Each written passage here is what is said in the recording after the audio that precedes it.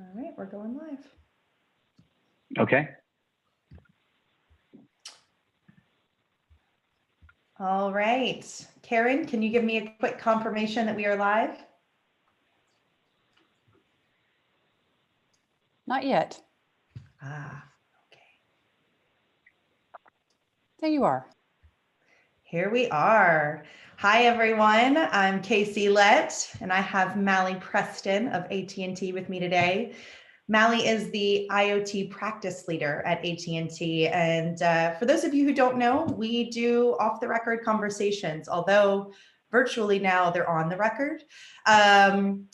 But we are 352, and this community was started, maybe back in 2016 now, so about 4 years ago, as an effort to bring together specifically the Atlanta innovation community around the actual day-to-day doing of the work. Outside of just talking about innovation in a press release, what does it look like to get your hands dirty and help businesses do things and do in different ways?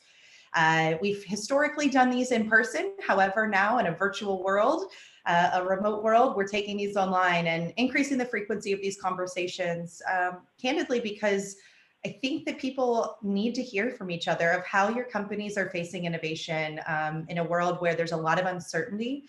How are you leaning into the work we do and either assisting your organization or continuing to push the new forward? Last week, we sat down with Ayanna Johnson of Point A, Georgia Pacific Supply Chain Center for Innovation, and talked about their response to this as having these internal and often external clients.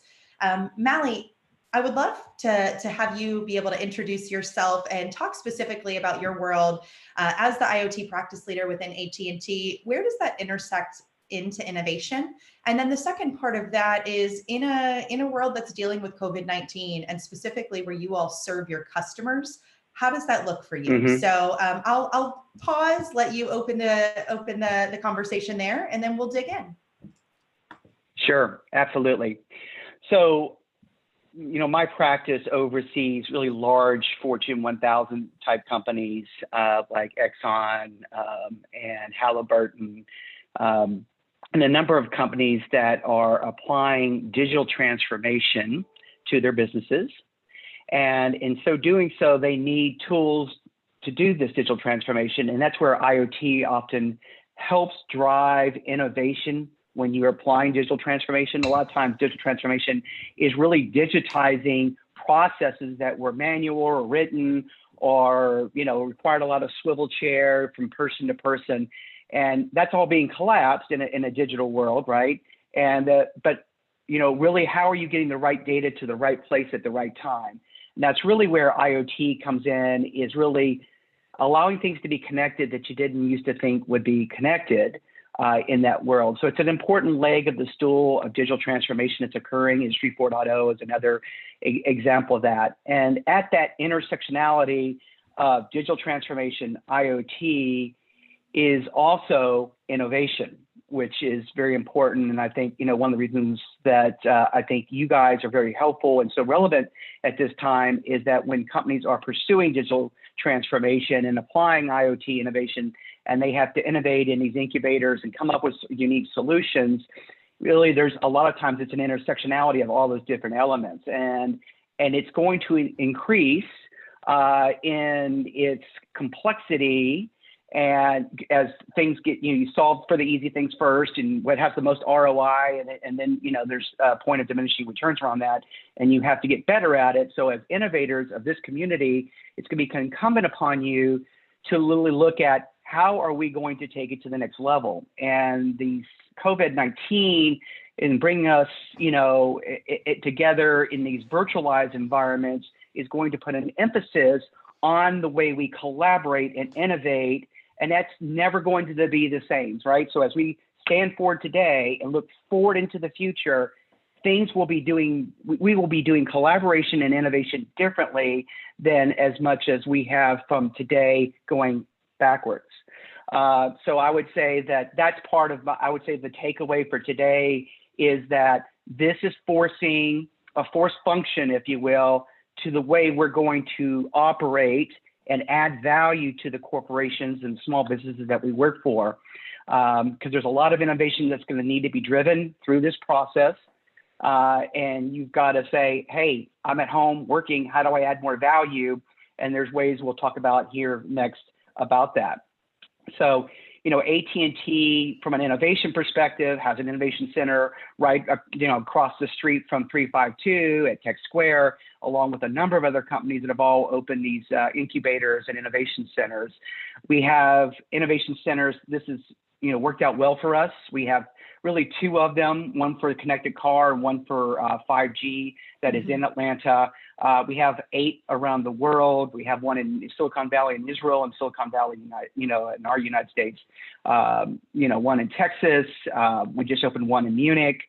We're about to open another one over in Asia because we are a global company, and IoT and digital transformation for our customers is occurring in a global context from that perspective. So that's, and so innovation where I intersect with all that is that IoT is driving innovation, or you're normally saying, I'm going to bring a new product to market or monetize I'm going to monetize that data through these connected assets.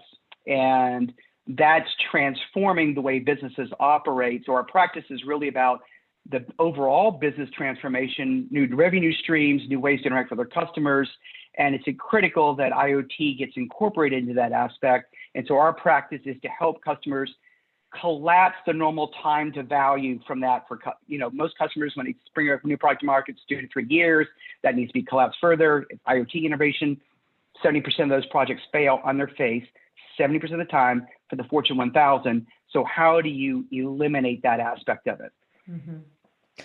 Thanks. That's super helpful groundwork for this conversation. I want to, as I think about some of the community members that join us, people that are leading strategy, business units, innovation, and oftentimes not just the technology side of innovation, but also the business side of it, business casing and figuring out exactly, like you said, how do we help the companies realize value?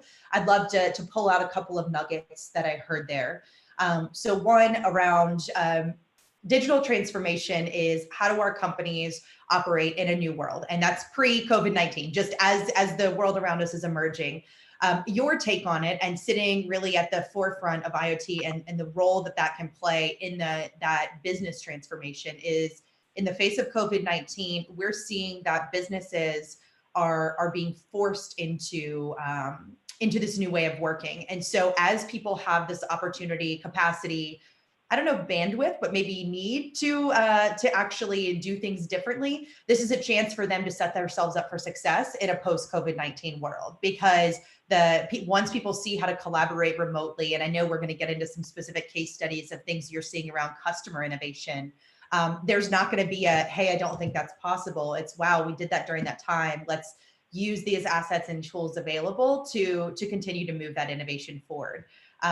So I love the idea that instead of us looking at this as a moment in time where we're having to, yes, it is a crisis. Yes, it is a pandemic, but we're also saying, how can we use this to make business in a future way much better? I like that angle. Yeah. So, one of the things I would say is that necessity is the mother of invention, right? That Plato said. And, in fact, Plato is recorded of saying that phrase, which a lot of innovators, kind of take to heart. But actually it was even used before Plato was recorded as saying it. So it's been around for a long time from an innovation perspective. And so, as we're working remotely,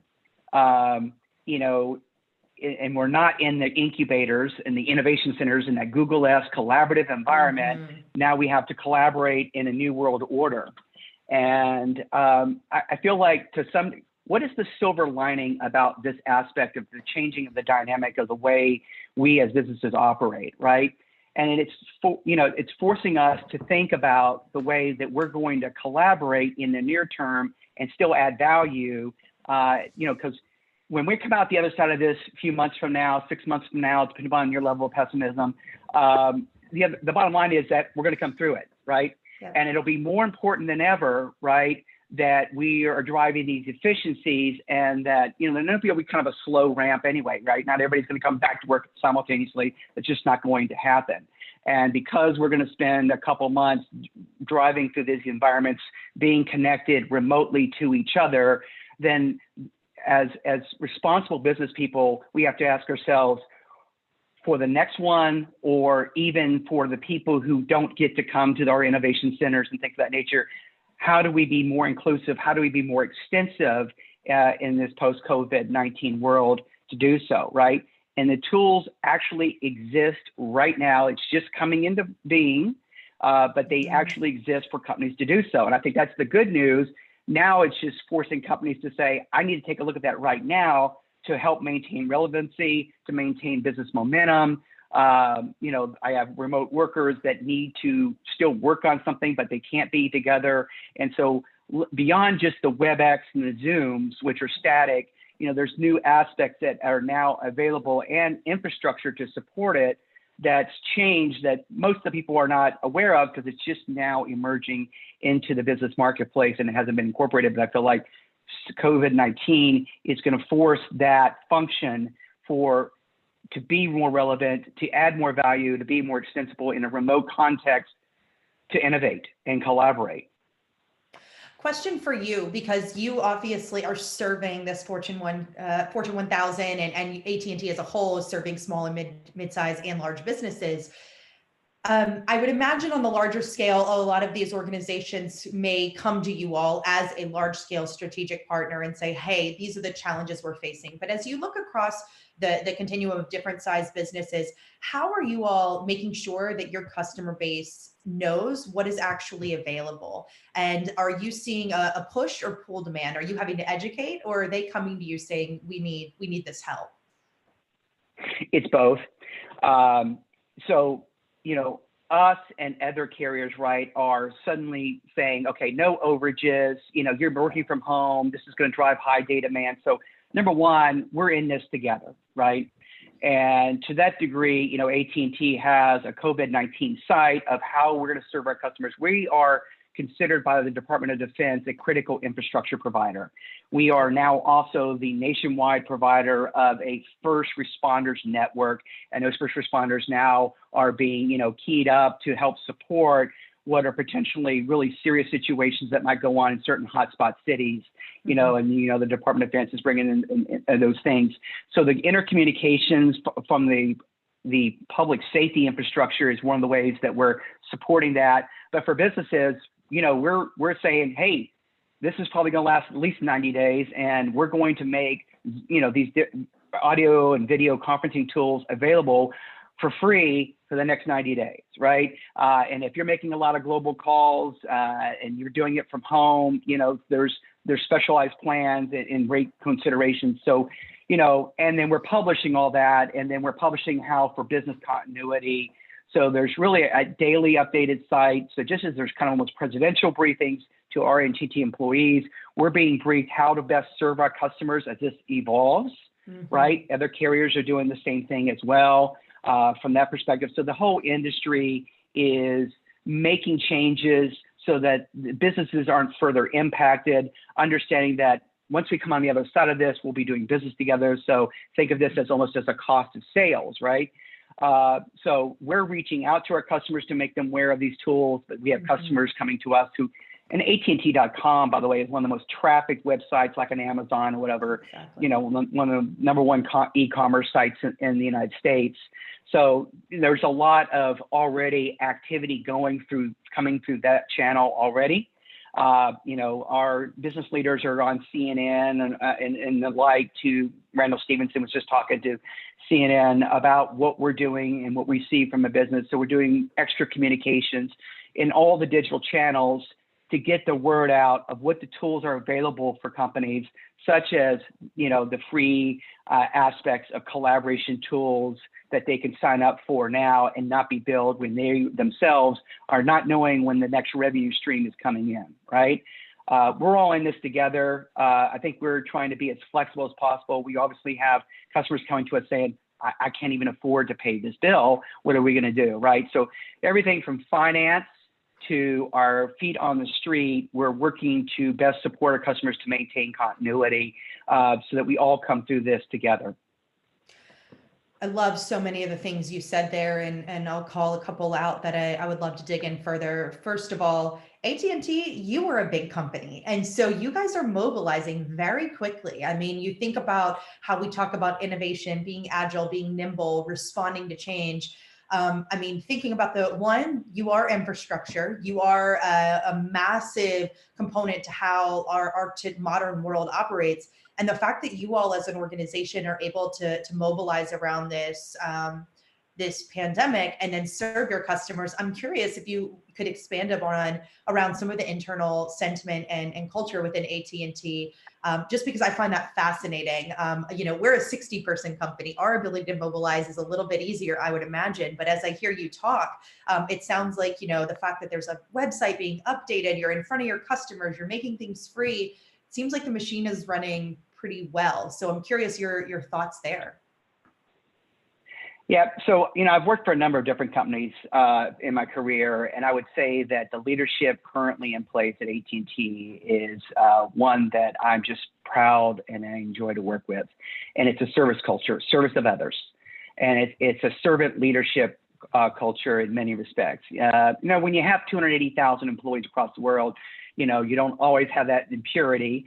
We're human beings after all, with our own foibles, but I think it stems from the leadership from Randall Stevenson about the way we serve our customers, and it's being communicated very strenuously many times a day to get everybody aligned to this service culture of how we're going to serve our customers. And literally, AT&T, there's tens of thousands of employees who are literally, that's their job, is to support crisis, right? And so there's a big portion of our business, that when hurricanes happen or whatever, and we got to bring stuff up, when Puerto Rico got hit, we literally enabled for drones to be landing the pharmaceutical medicines into locations in remote parts of Puerto Rico, right? These were remote controlled drones that also use cellular and all those aspects by which to serve, these areas where the roads, you just couldn't get to deliver this medication on the roads, right?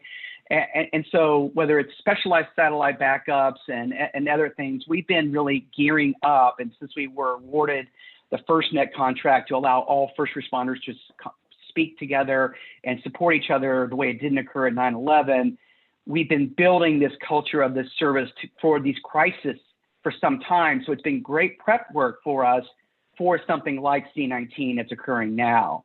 And then I think what we've also done as a business is said, look, we can help our businesses with our infrastructure that doesn't have a high cost to us, so we can extend these aspects to the customers. And we've always been doing that. Whenever there was an earthquake hit, we would say, okay, your charges to those zones is not going to be cost and charged at this time, right? So that's been building for some time, and I think that the COVID situation is just bringing all to light what we've been doing and building on for some time, by which to secure the FirstNet contract and build it out, which is about 75–80% built out across the United States, all 50 states.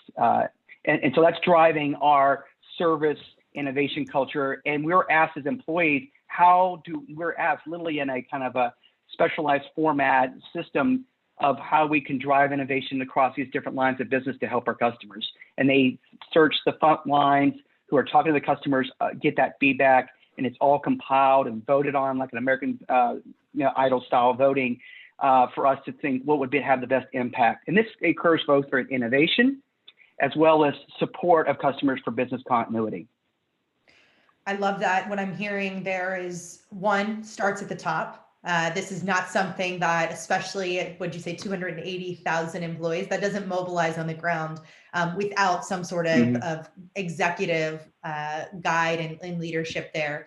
The second is, I heard it's actually tracked. It's actually incentivized. As you said, there's people that you actually have to report back what you're doing to contribute towards this mission of the organization. And I think that those are two things that can make or break any sort of initiative in a company, especially innovation, when it comes to new and different. New and different inside of a machine is really difficult because you're calculating what are all the possible misses. And so to create a culture in which you invite that and actually celebrate it, I think is interesting there. And I imagine has potential to bleed over into your customers' culture as you're coming in and demonstrating to them how you all are handling this. So I think Mhm. that's really wonderful.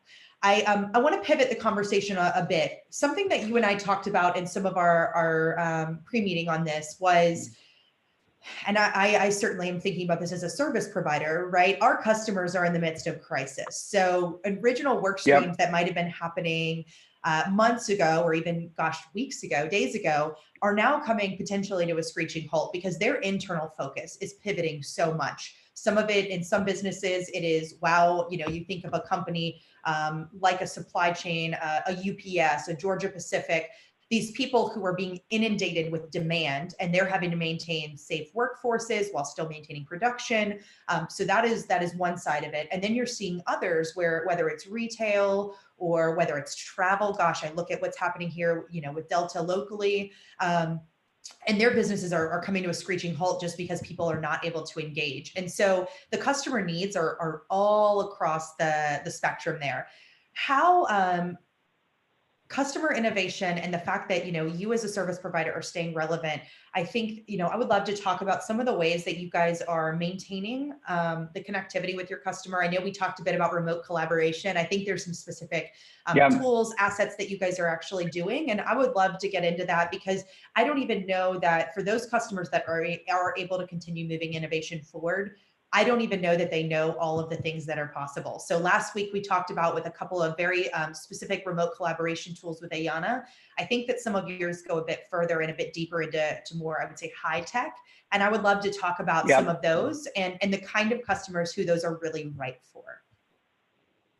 Yeah, Ayana had some cool sites that it was from Europe about, Yes. Doing really basically mapping out, when you're thinking about innovation and you're thinking about, the interaction with the customer, and then the customer's interacting with a product and the agile flow steps, and logically laying that out, right? So that the user experience is great, right? What is a tool to allow you to do so? The next level of kind of the innovation tracking and capturing ideas and things of that nature and creating flows about it really is what is, and you think about this in the context of many workers are sent home because they can't have too many people in the factory, or they can't have too many, there's all this social distancing even occurring in the critical supply chain companies and critical manufacturings, right? When Thermo Fisher, right, is going to make these tests, and they're deemed critical infrastructure, and those people are going to be working, and they are retooling for this virus, right? Instrumentation that was used maybe for something else. Some of these other companies are stepping up and saying, I'm going to literally manufacture something that I've never manufactured before. So part of the tools that can allow, even a remote context where you just can't so many, is that allow this world can be immersive in a 3D with annotation, with call outs, and you can wear HoloLens, Magic Leap. There's two of those kind of spatial 3D computing lenses that are capable of showing tasks, allowing somebody to record, hey, this is how this gets turned, and they can manipulate it tactily and use voice commands and really collaborate in a 3D environment, virtual 3D environment that we've been kind of seeing in the gaming world. Microsoft came out where it allowed us to do the dancing, whatever, and record our movements, right? And then there's this Oculus Rift the kids had, but the problem with all those is they had lag times in it. Mm-hmm. So what's changed here in 2020, 21, and in this day and time right now, is that the networks and some of these new tools really for business have come into prime time and are being used. They're being used by the Air Force right this very minute. They're being used by engineering firms right this minute. So the ability to literally allow remote workers to collaborate and tell how each other to do something or get something done when they can't all be there together. Because it used to be that when you have complex machinery or you have a complex process, somebody's normally either instructing or guiding somebody through, and they're watching the video, or somebody's using a camera, or all this can be just put on, and then you're interacting in a 3D world, and the other aspects of the work order, whatever, can come into that 3D world. You can see other people interacting with you. If you're an innovator, you can literally collaborate and manipulate the 3D object in spatial 3D and in real time. So part of this wasn't really possible in the past, because the networks have lags in them enough so the fact that it causes cognitive dissonance. So what's changed now in serving these markets is now companies can literally manipulate and do things in real time 3D, and that infrastructure has now been put in place to further allow that. So all the major carriers are investing billions of dollars for this 5G infrastructure. And the thing about 5G and the takeaway that could be taken advantage by business today, right, is the fact that your brain thinks at sub 6 milliseconds, these networks can operate at sub 6 milliseconds. So literally you can do things at the speed of thought, whereas before there was lag time, 100 milliseconds, something to go all the way out to the cloud and back.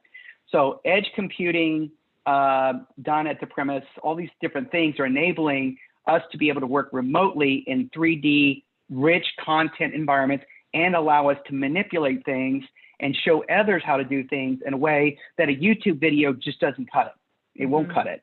In fact, the difference between that and the immersive environment is literally a 50% improvement in retention by that person. And so if somebody's a subject matter expert and they've got to tell somebody in all these different places that only have a few people working, that expert can remotely really better guide people on what to do right now, today, that just couldn't be done in the past. So part of that is going to be, and some of these people will not, some experts will not come back. Some staff will not come back potentially after C19. And so expertise is lost. So now that puts pressure on more experts to then be extensible to the enterprise, the small business. Maybe they are compromised from the immune perspective, so they can't come back to work really quickly. So I think some of the tools that will allow them to be more interactive in those environments that exist today with the Magic Leap headsets or the HoloLens could solve a problem for this. I have a dispersed workforce at the moment. I still need to get some things solved for. I've got to maybe change the business model of working with my customers, and these tools can help do so. Yeah, I hear do more with less, right? Is that one, we have to have That's right. fewer people physically together because of social distancing. We have to maintain the safety of our workforce to make sure that we're not putting people actually physically in harm's way. We have to, at the same time, maintain production or maintain infrastructure that society needs to continue, especially as you think about manufacturing. And so the ability for these companies to do more with less. I'm curious, in your experience, I've seen, I would say probably more of the first example I'm going to give, but a lot of companies, I think, respect that this is here. They'll go to a big conference. Maybe they're going to CES or Future Fest. They're seeing these things.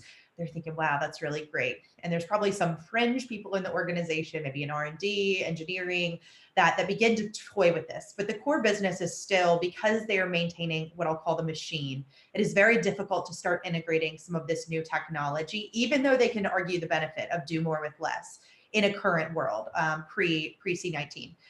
I'm curious now, are you having to help them move at a faster rate to adopt some of this? I mean, do you see a customer sentiment in which they're more willing? Because I think that there's always probably a lot of interest in cutting edge technology, but my personal experience, you may have different one, is that there's not always a resistance, or there's not always an acceptance of high levels of adoption until there's a pain or a need.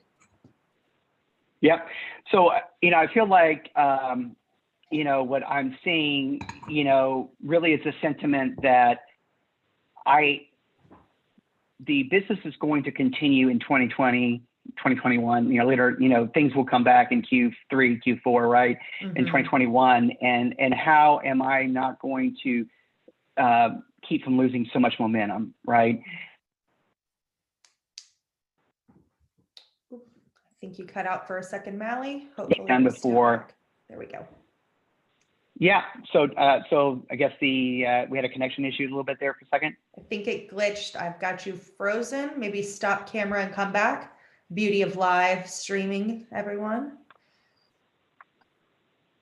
All right. Can you hear me now, Casey? I can hear you great, but I am having you frozen on my screen. There we go. You're not freezing. We're back. Okay. So you weren't frozen on my screen. I don't know what was going on. Maybe it was towards, and the networks are really being strained at the moment, right? Oh gosh, yes. to talk about this. So this is what's happening. Networks used to be hard fixed lines, and now they're being software defined. So part of what's changed also for businesses is that we can say which way for things to go as the data flows are different because everybody's working from home. Software defined networks now allow things to be routed. And that's an adjustment period that the carriers are going through, right? That concentrated first in Atlanta, now suddenly concentrated out in the suburbs, right? That's one of the things that has to occur is these software defined networks, as they look at the modeling of the flows, then the software defined networks say, I'm going to be adjusted for those types of remote data usage that we're seeing that's very dispersed across suburbs versus concentrated in the cities that it used to be when the big corporation headquarters and everybody's all in there using those big pipes, right? So that's part of the thing that's going on. But refresh me as to what you want to kind of finish out on. Yeah, well, actually, I would love to, while it's timely, I would love to talk about that. You mentioned that all the carriers are going through it. Is there any cross-carrier collaboration that you've seen or been a part of where it's maybe a rising tides mentality where the groups are coming together? So, typically the carriers all have some intersectionality points because we hand traffic off between each other, right? And so that already exists where, AT&T's mobility customers have to hand off to T-Mobile customers and Verizon has to hand off into AT&T. So there's already these intersectionalities, and the way data gets sent to the cloud is coming on multiple diverse paths, right? So in many respects, we all use each other. We are already kind of doing that. If you just look at the TV commercials, you think we're sworn enemies, right?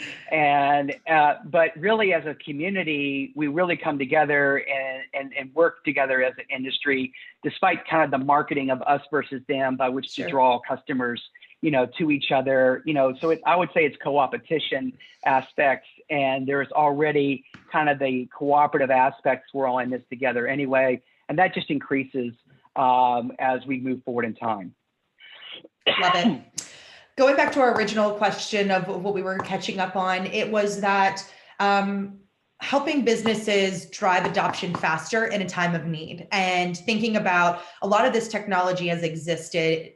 There might have been fringe parts of the organization using it or interested, but the day-to-day business application. And one of the things that you said that I loved was that you're helping your customers realize, hey, at the end of all this, you're going to want to maintain momentum, and you don't want to be at risk of losing, hey, the economy as a whole is going to be impacted. We know that there's a base level impact during this, but let's make sure you're not losing momentum that is going to put you in a worse position. And so those have been a lot of the conversations that it sounds like you're having with business leaders that you serve.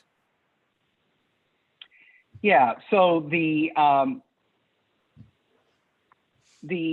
aspects of business today, a lot of I'm surprised that actually a lot of these IoT projects, we're still having these conversations with customers. I was just on one of the largest manufacturers globally in the world just before this call, and the purpose of that call was just to discuss how, from a training perspective, for the workers that are leaving the business, just retiring, there's always these people who had all the knowledge in their heads, right, who would say, this is the time that I'm just going to leave the business, or the business has forced those reductions enforced because of lost revenue.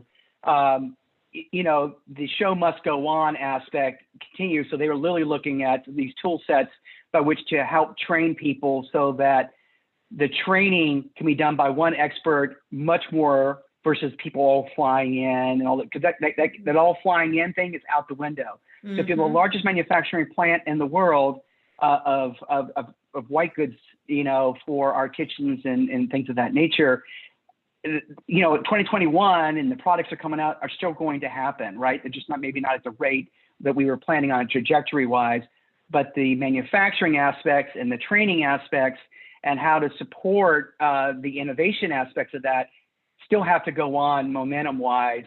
And so it's really, that's why they're, in the midst of this crisis, discussing with us how they could use these tools that better enable this remote collaboration to occur. And it's relatively inexpensive now and can be expensive to somebody else who just has an iPad. So that aspect is what we're seeing. Customers come to us and still say, I am because I'm going to have to do more with less. What is the tool that I'm going to use here in the near term to allow me to do so? So that's kind of the conversations that we're still having. Proof of concepts are still going on. I'm surprised by that aspect of it. I think, part of that is there's just its own momentum, and some of the slack in the line hasn't been, really realized in that business. I think there's going to be some of those impacts as well, but it will be incumbent for those of us who are innovating to be more relevant than ever by saying, how are we going to help them do this if I'm more remote than I've ever been before, and I'm not going to be able to get on the plane here in the next 6 months, but yet we still have to deliver as a business by which to get revenues in 2021. Hey, Mallie, Casey, we've got a couple of questions from the audience. Excellent. Let's tee them up. Go ahead, Karen. So it's a great follow-on to what Mallie was just saying. Any advice for the audience about how you would think about evaluating the tools as you're looking at which ones you want to move into? Yeah, so I think from an evaluation perspective now, a lot of these tools can be evaluated remotely. And since it's so much of it is now software as a service, the kind of the proof of concepts or trial aspects are much more easily enabled today than they ever could be. And we're still, from a supply chain perspective, still able to deliver the equipment that might be utilized, like a Magic Leap lens can still be just purchased and delivered through our normal supply chains, right? So, one of the other things that, by the way, I want to make customers aware that even we're looking at using inexpensive phones as just Wi-Fi hotspots that will allow 10 people to collaborate together, right? Who may be in a place where they don't have connectivity. They're operating in a different environment. They're, from that perspective, they're operating from home. They may not have a Wi-Fi at home or whatever the case may be. So, by the way, even at the simple level, using phones as hotspots, as Wi-Fi hotspots, you used to have a router, you used to have a landline connection, all these things can be evaporated, and the networks have had so much investment in them recently that they can support a lot of the capacity. In fact, we as employees were even told, use your cell phones, not just the wired lines, by which to alleviate the traffic, right?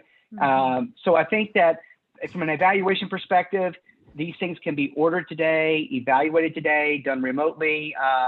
We were doing a remote collaboration of showing these tools, of these 3D visual tools just this morning to allow the customer to evaluate it. We can stand up instances in the cloud. So things are easier to show and evaluate today, I would say, than ever before, with greater kind of bandwidth capabilities to support it. And that's one of the new things that's happening with this whole 5G phenomena. That's the greatest infrastructure investment in the history of the United States, guys. I mean it. It's in the billions, and it's just now coming, and it's continuing. But that's something to take advantage of. That's happening. You're starting to see commercials of that on TV, and that's allowing you then to maybe more remotely evaluate things that you maybe physically would have had to done at your local office because it had the bandwidth. Now that can really be extended beyond the office and not expensive, Great, thanks. I've got one more question and then I'll let you get back to it. With the speed of change that needs to be made while in crisis mode, how are you avoiding making short-sighted fixes that require work and time to remedy when we return to normal? Okay, restate it one more time because it clipped out on me on my side. Sorry, Mallie. James Bond asked, with the speed of changes that are being made while we're in crisis mode, how can companies avoid making short-sighted fixes that will require work and time to remedy when you return to normal? And basically, how are you stopping from getting technical debt now because you know that things will be different tomorrow? Yeah, it's a tough one, right? And almost, do you call in Anderson Consulting to, or some consulting firm to kind of address the balance between the short-term need and the long-term aspects of it. And, here's my perspective on that. And the way I try to advise our clients is see through to the other side, pick the point in the future, right? And, you're in this crisis mode. You really don't know what's going to happen. It's fluid, it's dynamic, changing, but you anchor. It's sort of like a North Star thing in my mind about this. And what we're trying to do with the customers is that if you step back and look at the grand picture, beyond a shadow of a doubt, we're getting through this. Beyond a shadow of a doubt, we as a business have to maintain ourselves. So what is in the best interest that helps serve the short-term needs, but also provides the viability for the long term to be successful in that regard. And I feel like it really is the mental projection of where you're going to be. You're on the other side of this as you visualize through the crisis where you're going to be on the other side, even though you may know that you're trying to get towards skating towards where the hockey puck is going to go.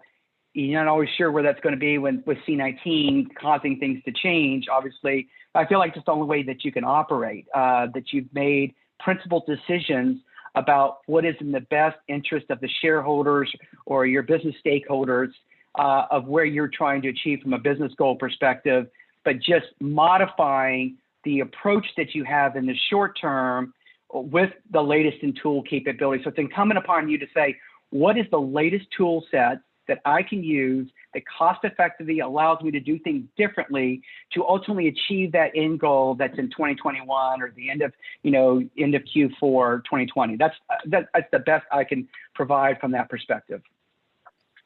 If I could build on that a bit, I think that it also comes from the ability to have active conversations at a leadership level. And right now, I think in a crisis response mode, finding strategic time is hard to come by. I think a lot of us find ourselves, we were chatting about this right before we joined on live, a lot of us find ourselves in these very, I don't want to say tactical, but in the moment response meetings, a lot of video calls, having to just make sure things are moving forward. And it can be difficult to find the space, I think, both as a business and then as an individual to think strategically. What are the impacts of what I'm doing today?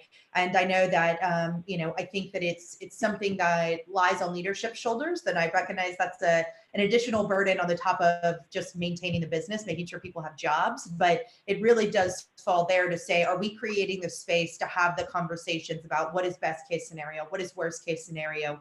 What are our goals? And what are the trade-offs? What is the impact to effort near term and long term that we might be making? And being able to, I think, to provide visibility into those decisions is where you get the hopefully alignment with your stakeholders and shareholders. And I think a publicly held company has even more complexity, obviously, than one that might be privately held or smaller. So I that's just my own build on that. And I think that it's going to be hard for everybody to do it perfect, but at least if there's intentionality around that, then maybe there's a percentage better than you would be if you were just jumping right into responding to the crisis at hand. One of the things about Stephen, I agree with that. And one of the things Stephen Covey's, top of the kind of pyramid aspect is the interdependency model, right? And so it is easy for any one of us, and me included. I have got 2 kids in college, right? And the concerns about what's going to happen with them and supporting the family and all those things can just crush you to some degree. And that's why almost my advice was to see through it, vision through it. Just imagine yourself on the other side in January or this time next year, and this will all be behind us, right? So, my perspective is that if in this interdependency model, and we're coming together, right? Government and businesses are coming together in a way they have not done really very much. People with opposing views are coming together in order to solve this problem. So I think it's incumbent upon us as workers that even though we are scared and sometimes about what's going to happen in the future, if we're very intentional about what we're trying to achieve overall and be the max and drive maximum value, how do I have maximum impact from that perspective? It's a disciplined mental aspect. So I say I take the best of tools. I take the best of kind of intentional, purposeful driven actions that support the company's mission. And I try to be as helpful as I can to others in this crisis, that we ultimately will come out better really as individuals and workers supporting our companies in that regard. And we said, I've assessed what is the the latest capabilities from an innovation perspective, because innovation, everybody has to become innovators now. It's not just going to be done at the incubator levels. And when we come out on the other side of this, there's going to be a lot more emphasis on changing maybe potential business models, the way we do things, because it's going to change the perspectives that we have in the way we deliver services. Certainly, takeout at our local restaurants are being done in a way they never imagined. So this is going up and down the entire, from the small business to the large business. And we just need to ask ourselves, how do I deliver maximum value at this moment to get through to that other point in time when we're on the other side of this with, and take an innovative approach, which I think will make you guys even more important on how to best streamline the innovation process and get it more widely applied to the workforce. I couldn't agree more with that. I think, innovation at its core is critical problem solving. And I think that, innovators have specific specialties, whether it's technology or medicine or design. There's different specialties in which we come to the table based on our unique, training experiences, et cetera. But it's critical problem solving. And I think that we're seeing there's really beautiful moments in this, in which we're seeing great problem solving, to your point, restaurants thinking, and these are people that, or organizations that traditionally, I think, are leaning on very traditional operating models. And they're saying, how do I be relevant in this? How do I deliver max value to my community, to my stakeholders, my customers? So I've loved that.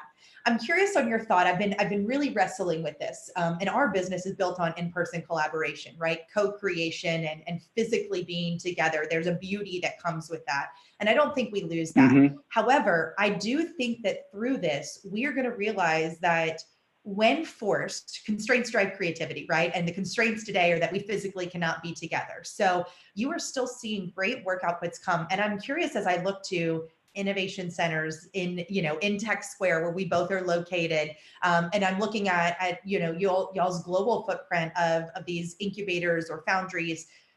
What is that going to look like in a post-COVID-19 world, where maybe, historically those are seen as the hub for showcasing technology, as the gathering place for customer innovation. I see that in our own business.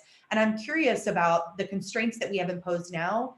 What will those look like in a world where things resume, and what is their potential importance or lack thereof when we come out on the other side of this? And I recognize this is probably Mallie as an individual, not Mallie of AT&T, but I'm curious of your own hypotheses there. Yeah, so I'll try to tie this to a real world example to some degree. This large manufacturer I was just mentioning. We have a proof of concept in our innovation incubation center, and that's in Texas. I can't fly there, nor can the other people. But there are some people locally, so they can, in the less than 10 people or less than 5 people kind of gathering aspects, and just the core essential people. We're going to have a video robot that can be controlled by a laptop, and so the people like myself can be virtually there, see what's going on, instruct them. So there are things of that nature. It has its own wheels, right? So it can roll around and do 360 views, and they can see my expression. So and I can interact with them. Just as we're interacting laptop to laptop, but just think of that now on wheels and with a little bit more controllability, just with your mouse pad.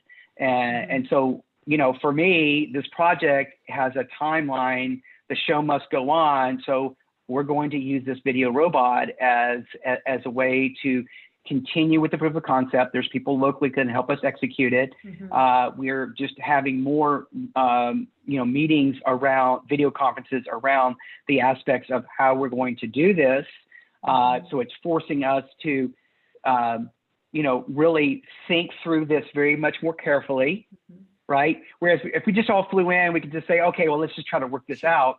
Well, I think we have to be more deliberate and thoughtful if we're not all going to be there as a prep before this testing occurs in this from that perspective. And we've worked 2 years on this project, right? And it needs to go on because the corporation will go on next year and deliver products to millions of consumers. So it's an imperative, it needs to be done. And so we're just going to use like the video robot as a placeholder for people being there in person. So that's what it looks like for me in that world, in that situation, from that perspective. I think that it is going to be a challenge for us in the short term to do these things, and we're going to have to be smarter on the planning aspects and the aspect of us coming together and doing this more freely together in a remote context is just going to force function that versus, hey, we really can do, when we're all in a room together, that vibe happens and we just co-create. I just feel like that's going to change. We're going to be a little bit more dependent upon this, and we have to get better skilled on how to do this and more comfortable with it. So that's the best way I can answer that. As for me, anything else I might have left off on that one. No, I think that's spot on. And we see this a lot in our own businesses. There's a magic. And I think this is part of innovation as a function, specifically those that practice design thinking and co-creation, is that there's a magic that happens when everyone gets in the room, out of their day-to-day environment. And with all of us now, having to find this new way of working, I think there's one solidarity in this, right? We're all in this together. You've touched on that, but there's a grace that comes with it. I think for myself, what I'm realizing is there's also a human learning curve that is not as accelerated as when you're in person. And so where things may have taken 2 hours before, they might be 3 hours today, or there might be some pre-work. And more than anything, I think that the innovator that may be sitting at this crossroads of how do I add the most value, I think that, as anybody in that role, the value you can bring is by bringing discipline and understanding of that human learning curve. And so I think that their job gets a little bit harder, but potentially more invaluable if they are able to help overcome that, because they are going to then show that progress can happen in the face of this pause, so to speak, in the way of our traditional working. And so thinking of tools, and I love the idea of technology here being an accelerant for their discipline, so to speak. And that to me is really where I have a lot of empathy for these people that are sitting in the innovation role. I mean, I think that you and I see it as service providers. We're figuring out how can we be enablers of this, catalyst of this, but in the organizations themselves, I feel for the people that are trying to figure out how they bring that discipline. I want to be mindful of time. Karen, I know you're on the line. Any questions coming from the group? We do, and I've got a couple of really great ones I'd love for us to sort of wrap up with. One is, Mallie, where do you see the gaps and opportunities in public-facing Internet of Things that would better inform people on a local level, given the disparate methods of public information currently in play? Wow. That's a big question. Yeah, it's a big question. Let's break that down into a couple of smaller pieces. So lots of disparate information out there. I think that's totally fair. We're all probably victim of that.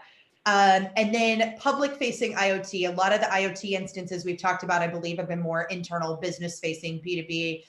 So thinking about public-facing, direct-to-consumer, what is it? Correct me if I'm wrong, Karen, but it's what is the role, or what are potential things that public-facing IoT can do to help overcome that disparate information? That's how I'm reading that. Yes. Okay, cool. All right, so here's my shot at that. So, and that person, by the way, is very thoughtful and maybe way smarter than me. But so here is, and I appreciate the spirit in which that person asked it. It's like, how do I get the real data, right, versus the stuff maybe that's on Facebook that's not so real, right? How does IoT, when you think about IoT, you think about censoring things, right? Monitoring things that weren't monitored in the past. And I'll give you an example. Streetlights. Streetlights are becoming intelligent nodes, right? They're in Atlanta, they're down the north corridor of North Avenue. There's 273% more accidents there along North Avenue than any other street along the city. And being able to monitor that aspect of it from an IoT perspective, and this can monitor air, people movement, things of that nature, right? So I think that to some degree, IoT is enabling the censoring and the accurate picture of what's really going on. And, so in New Orleans, right, those street lights are being deployed in the different areas, where, as you know, a lot of people gather from that perspective. So there could be the hearsay of people saying what's going on. And then there's really the IoT censoring aspect of knowing really what's going on from that perspective. And then now video as a sensor from an IoT perspective is happening. There's just no way people as human beings could all be monitoring all cameras simultaneously and understand what's going on from a public safety perspective, or maybe you're a business that's affected by these things, from a retailer or a restaurant or anything of that nature.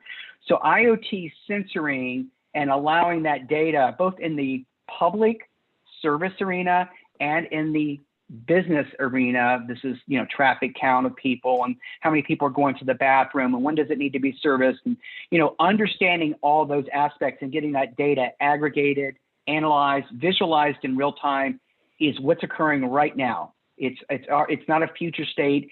It's being deployed right this very moment. So I feel like to some degree, there's an infrastructure that's being laid out that it's not on the nightly news to help inform us of our environment around us, to understand the movement of people and what they're doing, and look for things in a video digital world where the artificial intelligence is analyzing that and determine, is this a nefarious actor at the moment? Is this person really going to cause another problem that further spreads the virus?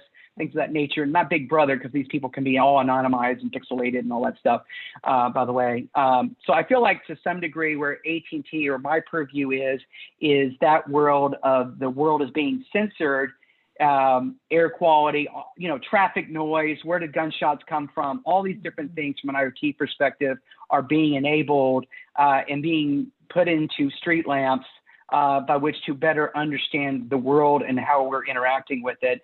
And that, I believe, can ultimately inform the public safety officials and government officials of what's going on in their environment versus conjecture or, assumptions. That's great, Mallie. I really appreciate the answer to that one. I'm going to have us hopefully wrap up on a really high note. One of the questions, and I love this one, is do you have an inspirational story about how the Internet of Things is helping frontline healthcare workers right now, or is helping to overcome some of the difficulties that people are having in the face of C-19?